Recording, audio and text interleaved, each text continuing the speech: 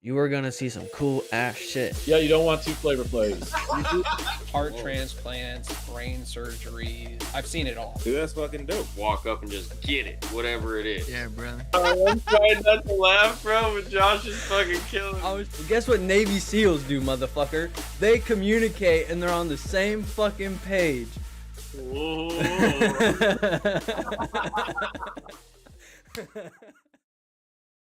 One.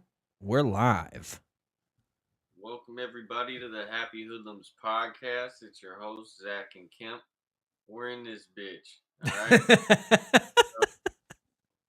All right. Threw me off. It's a new one. We're coming at them. It's new. Gotta start over sometimes. Zach said he wanted to, talk since this is a day after Thanksgiving, but we're gonna kind of use it as a Thanksgiving podcast. Yeah. Yeah, because fuck it, why not? He wanted to talk a little bit about adaptability, and I felt that was quite suiting.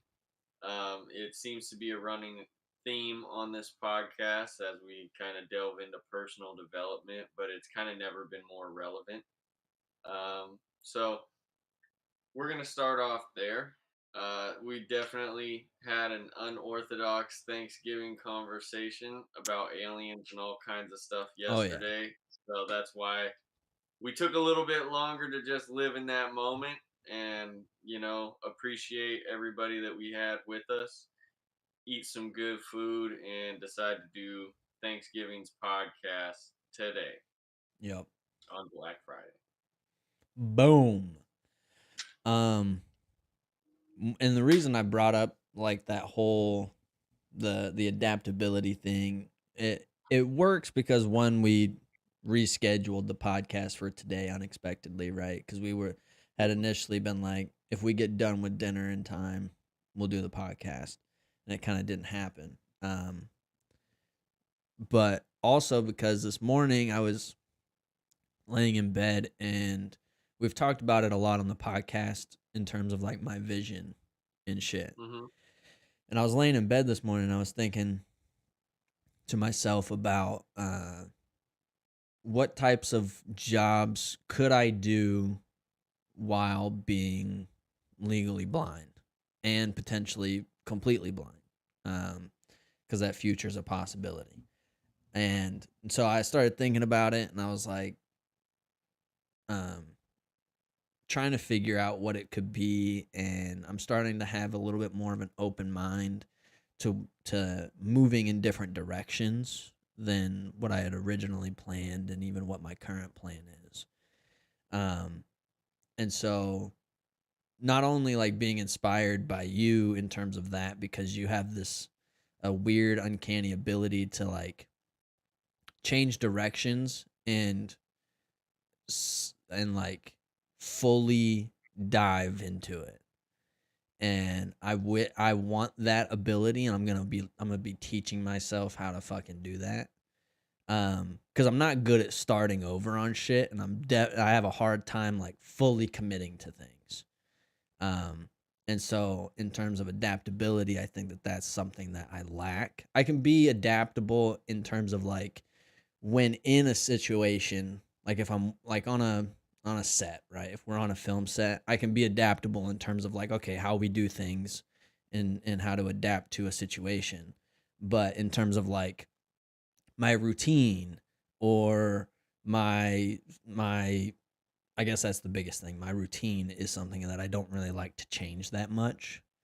And so I've been slowly like in this place of like, I'm going to change my routine so much so that it puts me in a position to be able to change and adapt to a whole new type of life that I want to live. Because currently go ahead. No, go ahead. Full disclosure, bro. I think it's really awesome that you see it as like, I will say, dude, I can pivot and adapt to circumstances very quickly. But in my life before my like latest head injury, you know what I mean, from this like car accident, I always felt that I was 1 foot in and 1 foot out.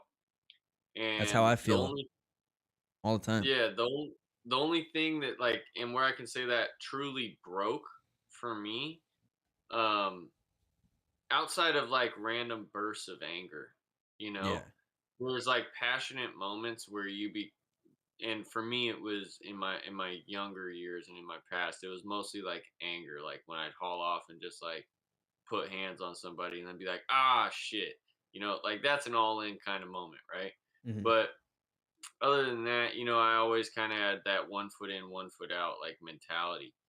Um, where that kind of broke and why I talk about, you know, Jesus and my connection to God and everything, like in the Holy Spirit so much, is that was the most all in feeling that I've ever like had. But that tendency didn't necessarily go away because the state that I was living in was always trying to like plan for this and for that. But after this latest, you know, kind of like head injury and all that kind of shit, um, I'm just kind of like very present. And so where I'm at has to be all right. And things on paper can be all kind of fucked up. And you have to be able to like dissociate from that in order to decide on the plan for what's next. And it's almost like I don't acknowledge things with the same finality that other people do while they're right in front of me. Yeah. Um, and I'd say the key to adaptability is being mindful that everything's changing. And if you can keep that at the forefront of your mind while you're making decisions, it can help you to stick to the trajectory of like where you're wanting to go. Um, be, and not necessarily like doing it just to escape this reality. You're really just embracing the reality of what you're working towards in the present by what you do Mhm. through actions and like consciously. Another thing that like I have a hard time with in terms of like being present is sometimes I feel Hmm. like I don't think um forwardly very often. Like I'm very like right here in the moment. And so it's kind of like a hard thing for me to like get around. Um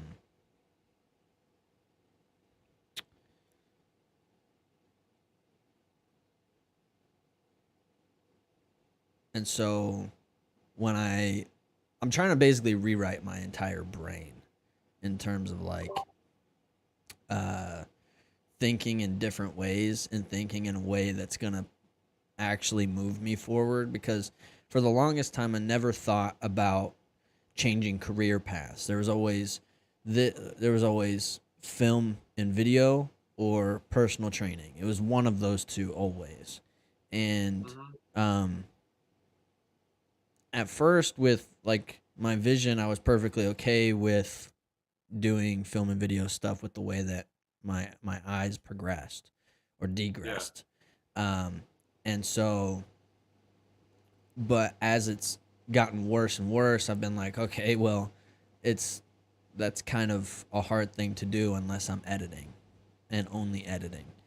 And Hmm. that doesn't seem to be something that the universe or whatever is wanting me to go towards, because it hasn't presented an option to me yet, or at least hasn't given Hmm. me any opportunities. I've applied to fucking hundreds of editing jobs and I've gotten like one interview. Um, and so with that result, I looked at personal training, and now with like not just um my what seems to be an inability to sit down and like really pay attention and study. I have a really hard time doing that. Uh, with that, plus my eyes, I've been running into shit more often at the gym lately, and I don't know if that's because maybe I've been tired or I haven't really been wanting to work out or whatever it is. Um, things have been changing in that regard. So now I'm like in this mindset of, okay, how can I adapt and change my whole mindset and figure out a new thing that I want to do. And it's kind of, that's like something that scares me, but I know I need to do it because otherwise I'm gonna get hit with it way down the road when I have to, and maybe I won't even be able to see anything else, and it's gonna be harder when I get down to that point in life. But what I'm doing now to kind of like help myself get rewritten in terms of like, all right, what am I really trying to do, is I'm reading and I'm journaling again, is because I completely stopped doing that stuff. And those two things were two things that made me feel accomplished throughout my day, but also helped me to propel my days forward. Now, I'm not doing that at the beginning of my day. I'm journaling and I'm reading before I go to bed. But it's a task that I do that makes me feel productive and helps me explore my mind a little bit more to figure these new things out going forward. What, I want to know, what have you come up with? You know, like in terms of, like, have you come up with anything that's like, oh, that's cool? And No, B, that's the fucked up part, is like, I haven't. like, I would almost look at it from a stance of not only what do I want to do, but what will kind of lead you to that in a roundabout way, because that question can kind of give you almost like a writer's block reaction of just like, well, fuck, I don't know. You know? Exactly. Ask yourself this question. Okay. What's the most badass shit that a blind dude can do? Like, and I'm not saying using your rational mind. Like, what's the dopest shit that you could ever see a blind dude doing? It oftentimes comes back to, like, martial arts, right? That's literally like, what it was in my head at that very moment. You know, martial arts is one of the coolest fucking things that a blind dude could do, is learn how to whoop some fucking ass, right? So that's definitely up there, right? You can also kind of look at it from a different angle where it's like, I call this like reorienting yourself with a goal. Okay. So you still have that same goal of like, yeah, I want to work in film, right? Yes, I know that film or writing is something that really makes me feel good within myself. And I love the visualization aspect of film. That's why I was a cameraman to begin with. I loved controlling that. Well, what if I go into this realm of writing stuff where I have total control? Yeah. You know, like that might be a way where you're still in film and you can kind of do a pivot, you know, on and just kind of reorient yourself to attack that goal. So I would kind of look at it like that, and just what's some of the coolest shit that a blind dude could fucking do. Well, I'm already sold on boxing and jiu-jitsu. Like, those are two things I'm definitely gonna learn. I'm sold on I can those. tell you, getting you up on a fucking snowboard would be legit. Legit. I'm scared to do that. But I can understand it, but it is pretty fucking rad. And if I even if you bunny hilled it, bro, you don't understand how satisfying it is. yeah. To fucking snowboard, bro. It's so satisfying a feeling, and just like, you want to talk about freedom, and you're in like a beautiful, serene environment with tons of cold, fresh air just coming into your freaking face, and when your jacket starts to whip. And even before that, like when you just first learn to carve down a bunny hill and you're not like falling on your ass, and you kind of get it, and you're like, oh, what? You get your legs under you, dude. I promise you, you're gonna just keep looking around. And the cool thing about mountain rules, bro, is everyone's blind to what's behind them. Yeah. Right? So you kind of have this trail of like people that you can see. So it's okay as long as you're just kind of scanning it. That's kind of what you're doing anyways as you're doing this. The trail's already laid out for you. Like, I'm telling you, we could get you up there and, you know, do it with the best vision that you got to do it with. I mean, I would give it a shot, but like doing new hobbies is cool and shit, but like that doesn't really make me money. I'm not saying you're gonna be a professional fucking blind snowboarder, but if you do get to that point, you know how fucking dope that is? It would be Bro, pretty you're cool. the Like, first. I follow a dude who's a blind skateboarder. I follow a couple dudes who are blind judo champions, Yeah, and shit like that. So like, studs. there's a lot of things that people do when they're blind. And I know it's like it's not I'm not closed off to possibilities. Um, I'm currently there's other things that hold me back from doing these things. Like with boxing, one, it's like getting to a boxing gym is pretty difficult right now. Mm-hmm. And then also my shoulder. I'm still working on getting my shoulder healed up. It's pretty fucking good right now. I haven't felt a whole lot of discomfort lately. So that's good. But Well, I can tell you, in terms of adaptability and talking about the body, after playing in the Heinz Family Turkey Bowl, it was my first time playing fucking football in years. And dude, I tell you what, as I was like running and jumping and stuff, today I've been walking around like I need to adapt and find some new legs or some shit, bro. And it doesn't look cool, bro. I was walking around stiff today, oh yeah. stiff. Yeah, just because like my hip flexors and my groin was like crazy tight. I was like, whoa, what? Yeah. But and there's just no cool way to really go about that. No. Um, but I think also in life, like an aspect of adaptability really is being thankful. Mm-hmm. Like, and I don't know if I've ever talked about it on the podcast before, but I've written about it. And I'll have to post some of that stuff. But I truly think the key to like success is the thank you attitude, and that you thank your way out of situations. And it's like once you make friends with the situation, it's okay for it to be what it is, and you're able to like kind of change it and move beyond the initial reaction mode to it. You know, Okay. and it almost puts you in this state where you're just proactively like pre-paving gratitude, for things that haven't even happened yet. Your appreciation for just life as a whole, good, bad, or otherwise. If you just are like, all right, well, you know for instance, with me with my real estate stuff, it's like I had to become thankful that I have the opportunity to learn this stuff and look at it like, all right, well, how can I be thankful about doing the same shit that I've already done 2 times? Mm-hmm. That's like really monotonous. And I was like, huh, well, maybe that's gonna be what makes me that much better in one area when I get there. I'm gonna have so much more knowledge and like uh, it's gonna be solid rather than just kind of book work that goes in one ear and out the other, and you forget a lot of it. And that can really pay you dividends because your foundation is good. And life is kind of like that. You hit this like roadblock where you feel that you've been working so hard, and it just resets you. Like you've been trying so hard to go that way, and you just get pushed back, and you go reset, do it again. Mm-hmm. And people get burnt out on that.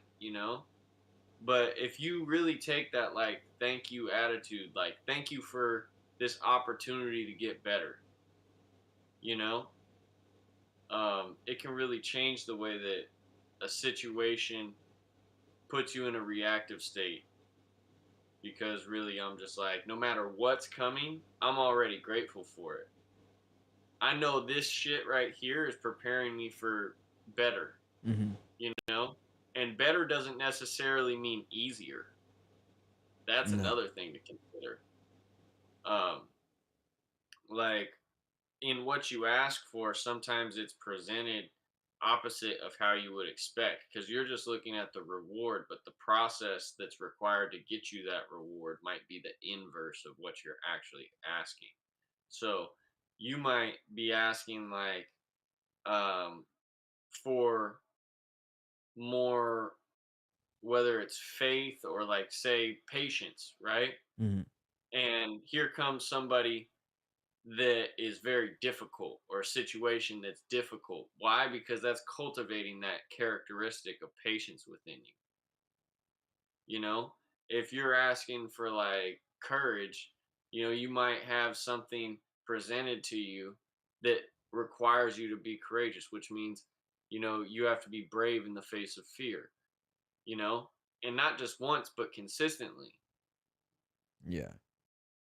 So if you see yourself as that type of person, you're setting yourself up for these other events to kind of take place to build you into that and to refine that and make sure that it's solid and not something that's just wishy-washy and going to fall off, you know because we think courage is really like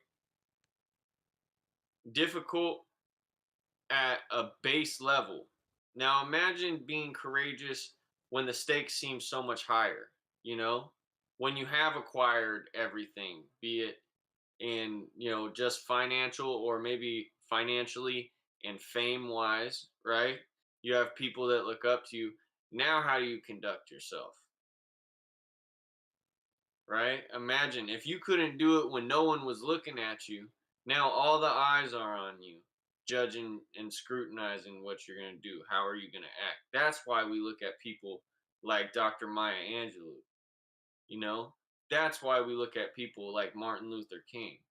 And one of the things that I really learned, when listening to people talk about Martin Luther King, that was really interesting to me was they said that he was the type of dude that would preach a message, on like one weekend, and come back the next weekend and preach the opposite of it. And when people from this church would come up to him and be like, "You just told us to do the opposite of that," or like, "These messages are kind of like conflicting," he'd be like, "Well, I talked to a little kid," and just like that little kid and the interaction I had with them gave me some wisdom that kind of straightened me out. And so I thought I had it figured out last week, but adaptability, I got an update. And so now I'm giving you the update that I got. Yeah. And everybody did that. Sometimes and courage is where those updates take like the forefront for society as a whole. And it's oftentimes that person has to take the brunt of a lot of fucked up shit. Whether you look at like a William Wallace, right? Mhm. That dude got the brunt of a lot of shit, but what came out of it? Like really think about that. And like if you look at history, it just repeats itself kind of over and over again.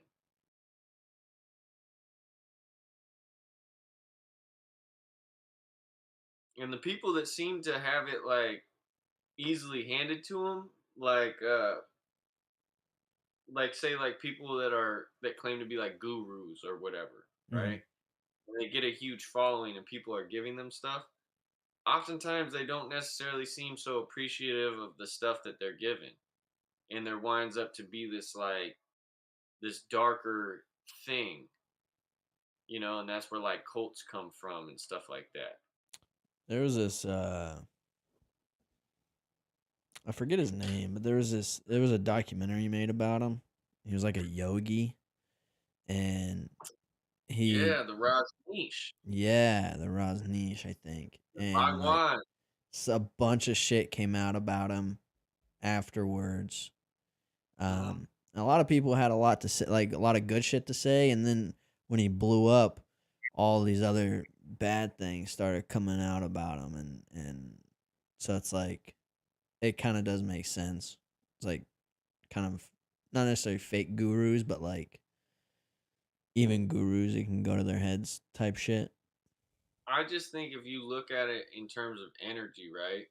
Mm, Equal and opposite reaction. If you look at a spectrum, right? For something to exist this far this way, there has to be an equal amount of distance this way, right? And in the opposite direction. And so, uh, and taking that mindset, Mike Tyson said something that really like blew my mind. He said, I met a lot of great people, but they weren't good people. So I don't want to be great. I want to be good. Yeah. You know, and when you really look at it, it's like all greatness comes with the conflicted, um, like, I don't know, it's like a subsection of the contract for that walk through life. You're gonna have a something that doesn't line up with what you're preaching. You're gonna have something that's like contrary to that and seems hypocritical. And that's part of like the courage. It's like, do you have the ability to still stand up and try and push this message, knowing that's what like imposter syndrome is, knowing that you were the opposite of that, and you had to be the opposite of that to learn the merit of what it means to be this. But Mm-hmm. now you got to walk this path over here, and people are going to tell you that you're not that, and that's just some human shit. That's part of being human.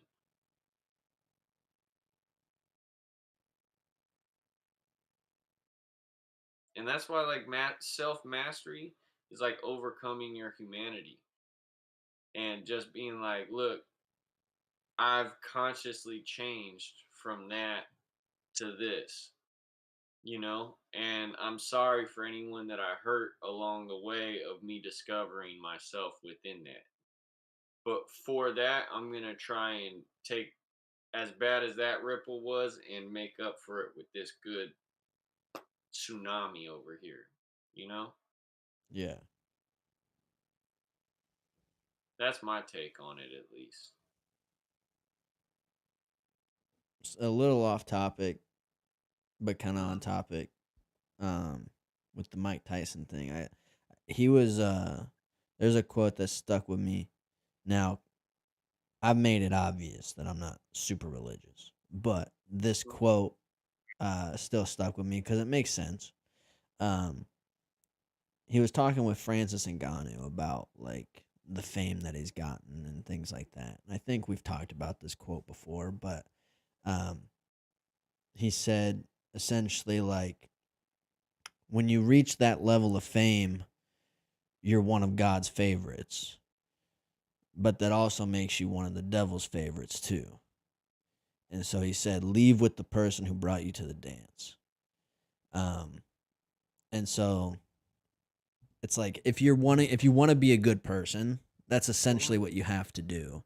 Like you can achieve greatness, right, by whatever grace that you get, but if you Mhm. let that greatness be corrupted and you leave with the wrong person, then that greatness can be overshadowed by how not good of a person you were. Um, and so that's kind of how I connected those two things. But I think that, I think especially like when people start to get a lot of shit going well for them, they start to get a little cocky. Cause it's like, hell yeah, shit's going good right now. Fucking nothing can stop me. But they don't remember. They forget. People seem to forget about like bad shit. Not necessarily bad shit, but like where they were and how easy it is to get back to a really low point. And they're not grateful for the fact that like people seem to get really, they forget about being grateful and how powerful that is just in case you get hit with some unexpected shit and now you're back to where you began before you got all of it. I think like you're supposed to flaunt. I truly believe that like we're supposed to be like very um like, look at me, this is who I am, expressive, and appreciate all of that, you know, Oh, I and think just that's not what have I'm the saying. yeah. I'm saying like sure be like that if you want to, if that's what you want to be like. Uh Mhm. but when people get like that, some Mhm. people, a lot of people forget that even though you have all this, like be that way if you want, but remember that it could go away. And that keeps you I humble. That keeps you grateful. know Like, what you're flaunt saying. it. I'm down for it. I want people to fucking show their shit off. And if you want, fucking put on the flashy ass shit that you have and walk around. I That's never awesome. imagined myself as someone that's like tuck and tail, you know, Yeah.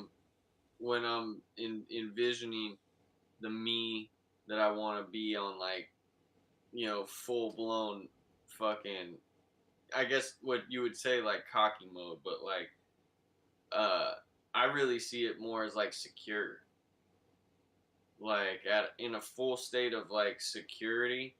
It doesn't matter because these things don't possess me, you know. Well, you're I different. possess. You're a different human being than most people. I'm talking about on like the general basis of like when people have good shit going for them, they forget that bad shit could happen just like that But and to put them me, back down a couple steps.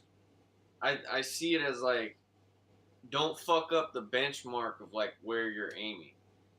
I see it as like it's disrespectful for me to believe that someone else can't have that same mentality or level of security or appreciation for the things in their life without being captive captive to them, you know. Mm-hmm.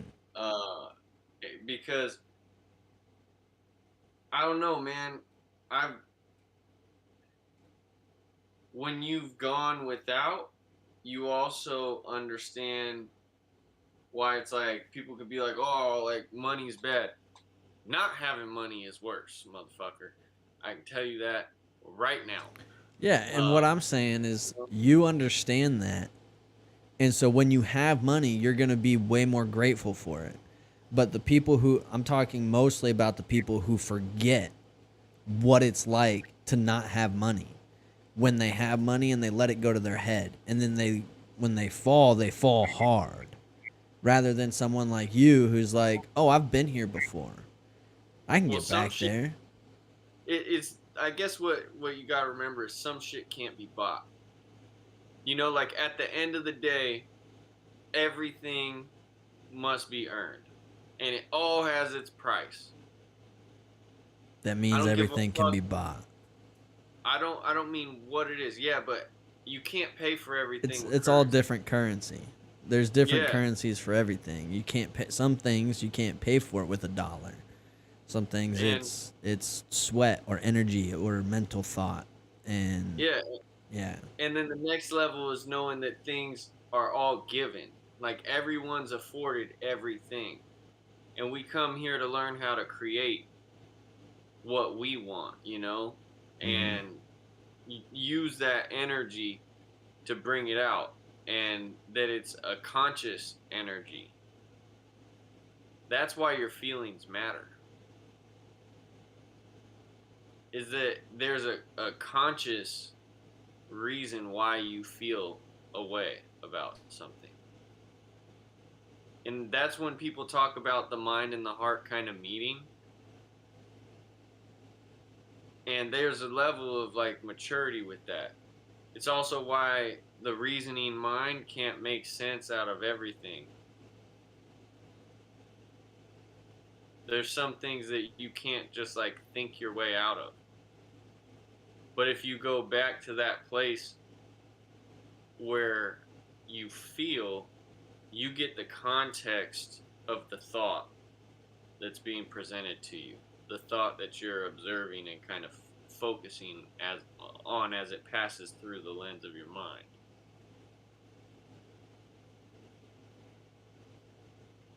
Because the thought always matches the feeling.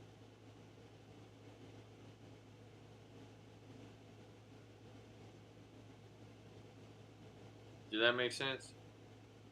Not really.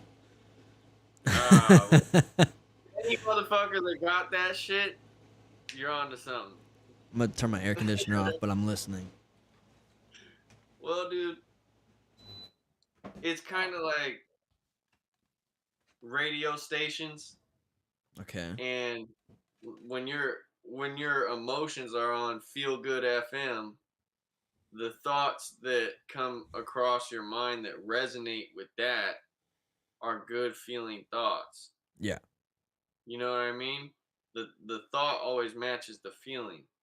And they're just kind of passing through, and it's like as they're passing through, you kind of go from observing to like grabbing it. And when you lock on to that shit and get like hyper focused with it, that's where you can kind of feel the flow of all that kind of turn off, and you just get like stuck on this, and then it shifts, and it's like the dial in your heart is kind of moving farther away from it, because oftentimes the one that you get attached on is the one that's like the lyrics don't match the beat anymore. It's like an offbeat thought. Now all of a sudden you're like, what the fuck was that? And you get stuck on that little one part, and it throws off the whole song, and it's like all of a sudden you're on like fucking uncomfortable AM. Now all of a sudden these thoughts are just kind of like, I feel kind of ugh, you know, and you just got to learn how to tune that emotion, and create that state within yourself. That's what I'm talking about when I talk about staying in that place of genius. Your place of genius is a state of being, a very creative, like, and it's a very fluid state of being. Yeah. Traveling and navigating emotions is a real skill that I think most people need to be focusing on. Physical Because traveling. no, like traveling and navigating through your emotions Oh, okay. is something that I think people should be working on more, and I think that should be something that, well, it's becoming a really popular thing uh for like the last 5 years, especially during COVID. It's kind of exploded in terms of like emotional maturity and growth and awareness and shit. Um, I think it's something I that think. people need to be able to figure out, like emotional regulation, like Mm, when like uh when I'm working with somebody who uh like at every little inconvenience gets mad and upset, and they start yelling and fucking throwing fits and and shit, as like an adult, to watch that person, that other adult, like completely lose it on a really small thing that's actually really solvable, um on a regular basis. it's it shows that you're one, you can't really adapt very well, but also that you don't know how to regulate, and you don't know how to be like, okay, and like slow yourself down and take a breath to figure it out. And it's really volatile, and it can affect, like when I experience people like that, I shut down emotionally. Like when people get mad around me, not they don't have to be mad at me, but it's just in general when people get mad and start to bitch and complain and everything like that, I go from like, I could be happy as fuck, but then I completely just like shut down. Like that's it for me for the day. Like I lock it all down. And it's not that I go into a bad mood, it's that I go into like a preservation mood of like, I'm protecting my emotions from you right now. Um and so like when I experience someone like that, I'm like, "Whoa, dude. This is not where I don't need that energy." And so I do exactly what I just said. I lock myself off. And it's not that I'm like shutting down or I walk away from someone or anything like that. I'll still be there, I'll still be present, but my entire attitude will change in that scenario. And so I think when people, one, that keeps me calm, it keeps me non-reactive to those people, cuz like yeah. I get really upset when people can't like regulate their shit sometimes. It frustrates me cuz I'm like, how are you this easily upset or this easily like set off on one emotion or the other, right? And I'm like, I don't understand that, and I understand it a little bit, because I used to be really anxious.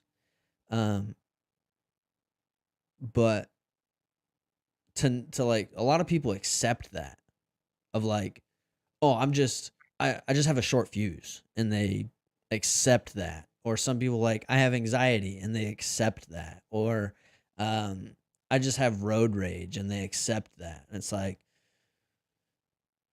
but like you're just allowing yourself to fucking pull yourself down in those moments.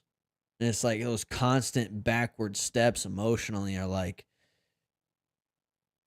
it slows you down from being able to like really be comfortable with yourself, in my opinion. Because if you can have, if you're so easily set off by something, you're never comfortable with your own, with who you are, in my opinion.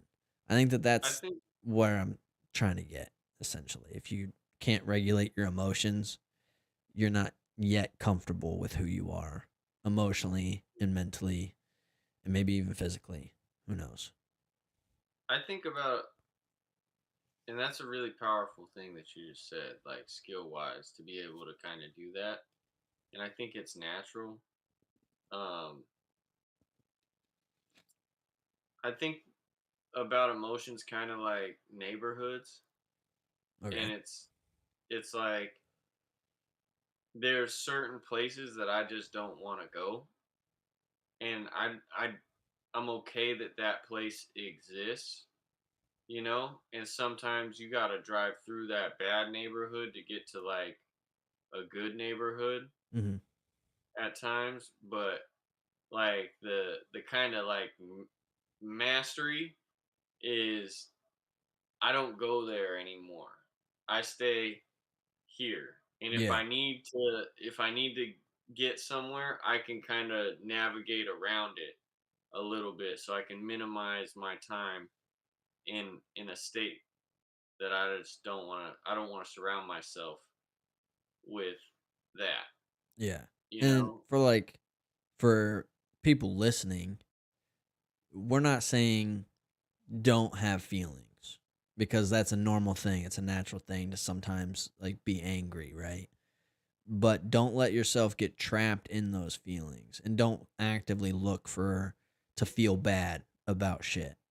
We're talking about like figuring it out and learning how to navigate your emotions. Feel those feelings, even if you have to talk about those feelings, express them in some way, get them out. Because that's what I've found that has helped me get to the point of being able to regulate my emotions most of the time. Um, is that I've allowed myself to feel feelings when I feel them and then also express them if I need to. Um, even if it's privately, like with nobody around. I don't just fucking, even when I'm angry. If I'm angry and I'm by myself, I let it out. Um, and I express it. And I even talk out loud to myself about my feelings. And that's what's helped me is like it Mm, for the last couple months, talking out loud about my feelings to myself is like therapy because you're talking, but because you're by yourself, you have zero filter. You don't need to worry about what someone's gonna judge you on because you are just you. You're by yourself, and if you filter yourself, now you're hiding from yourself, mm, which is probably the root of the problem of why you're not able to regulate your emotions and fully like explore them.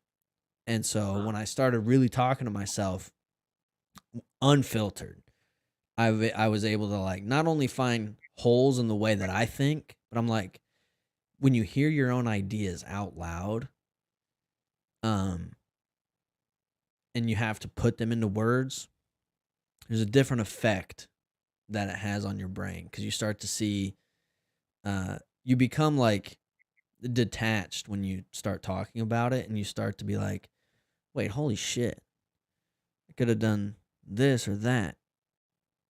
mm-hmm, Oh, this is how that fucking works. And you can figure out so many. It's like writing it out. It's like unfolding the fucking map and actually seeing the directions instead of just the location. Um, mm, and it's like it's a really powerful thing. So if like you need to fucking isolate yourself and just talk, or talk to your phone and record it. You don't ever have to listen to it, but it's another way of doing it. I think yes, creation and like just taking energy and using that energy to create something is really a positive thing. And um for instance, like I was watching an interview and DMX was like there can't just be happy songs. Like there's got to be, sad songs because maybe someone wants to hear something different in a different state. And it's also, if you think about the person that was creating that, they were getting that out of them in a way. And I think where I've become most comfortable now is in a state of not talking at all. Like Yeah, you were talking zero, about this last night. yeah, zero internal dialogue. Yeah. And all that I'm focused on is the feeling that I enjoy and how good it feels to feel blissful and to feel energy moving in your body and to just have peace and to just really feel like I don't have to do anything. I'm just enjoying the movement of this energy and knowing that like something's going to come that is going to be reflecting this. I know I feel this positivity for a reason, and I'm just gonna keep being this beacon of positivity, like radiating this signal and just sharing positivity. And when it comes back to me, it comes back to me. But I'm not so worried about that. I'm just enjoying being this beacon and just this feeling it move, and my spirit just truly like the fabric of my spirit move, and I just stay in this state. And that's one of the things that like whether you actually are religious or not, if you go to anywhere that like prayer happens, I don't care if it's like you went to a sweat lodge or like true spiritual communion. Hmm. And I will say what's most beautiful to me is like when a woman's in that place. Because I've been at church before and just seen women just like encountering something, within their spirit, where it's just beautiful to see this person in their own little reality, just having this experience. And that's so dope, you know? And I kind of, when I first saw that, was always like envious of it, you know? Hmm. Because I was like, I'm sitting here in church and I feel like I'm supposed to have that, but I don't have that, you know? And there was a lot of times that I felt that way, you know? And there was times when like church for me was just going to a place where I could cry, like where I would just feel that energy move within me. And I was so focused on how fucked up shit was in my life, you know? And I didn't want it to be fucked up. And I just wanted to make it better. I kept feeling like I'm trying my best. I'm trying my best. And this fucking life that I'm living isn't fucking reflecting that, you know? And when I would go there, I would just really be going and like pouring that out and just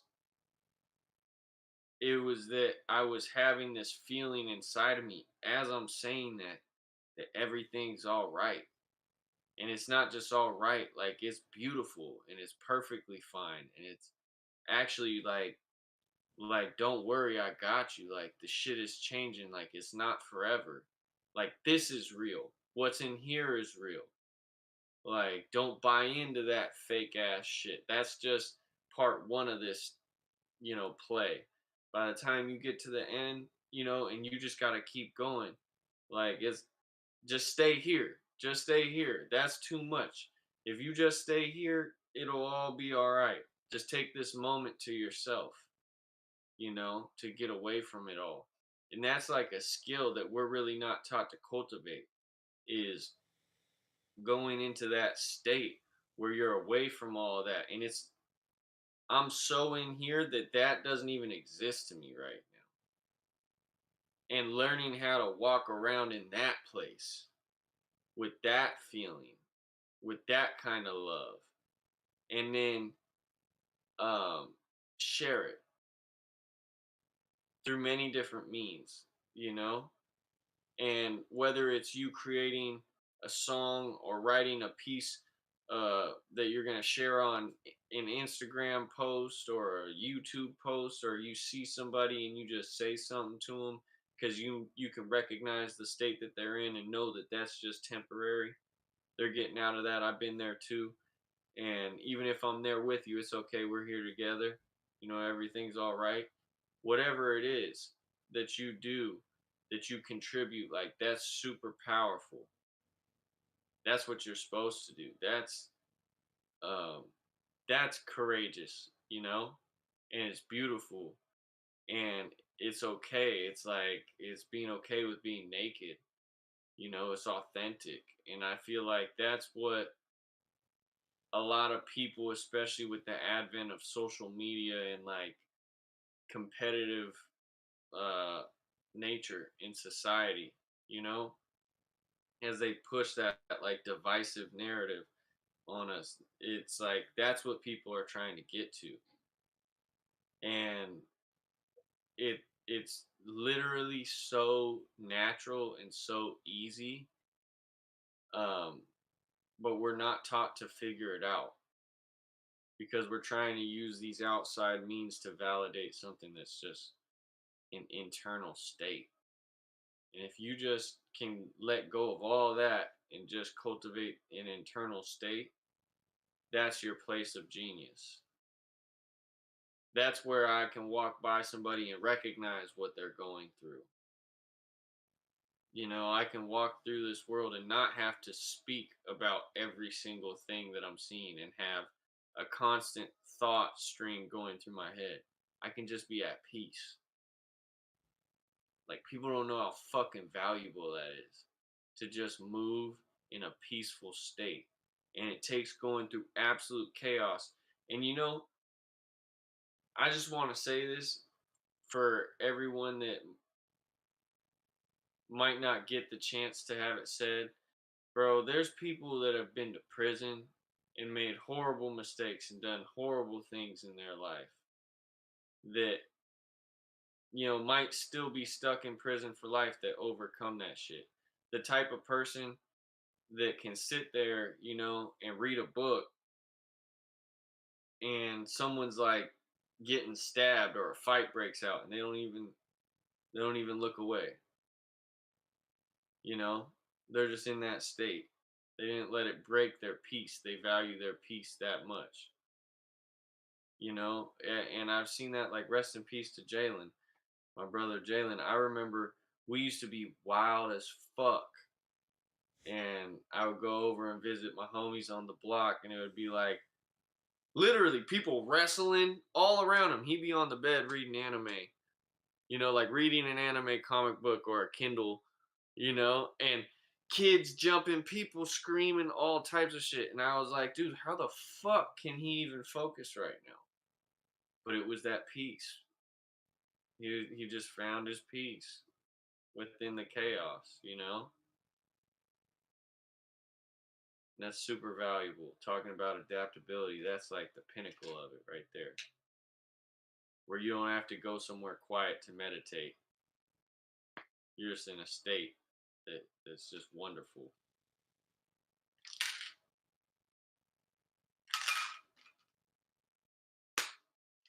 I don't know if there's anything else that needs to be said after that. That's it, baby. Till Fuck next it. week. Oh, we're almost at season 2, episode 100. Let's go. Oh, shit. 3 more episodes. Well, 2 Let's go, technically baby. until we're on episode 100. But All right. let's do this shit, bro. See you guys.